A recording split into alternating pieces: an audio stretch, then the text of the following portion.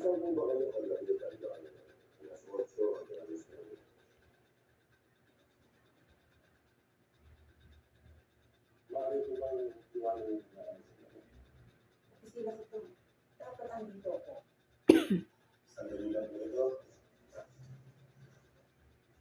Sabi na po.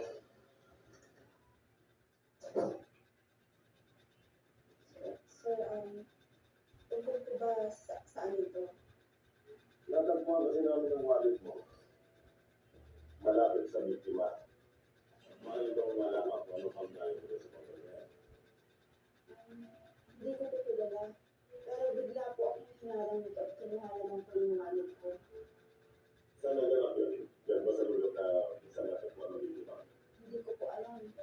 Basta, nung kinuha po yung wallet ko, tumakbo na rin po ako.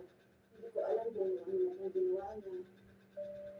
Ang napagtataka kasi, bago ang biktima ito, namatay rin ang principal sa dating eskwela ang pinagtutunan. Oh, kailan ba ako nangyari yun? Nung ang alawa lang yun, tatagpuan ng pagkain niya sa kanyang kusina. At ang nakakagulat dito pawang na ng pagkakamay. Parehong ginatalo sa puso, at may marka sila ng takot sa kanilang mga. Ano naman pong kinalaman ko doon? Sa pagtatanong-tanong namin,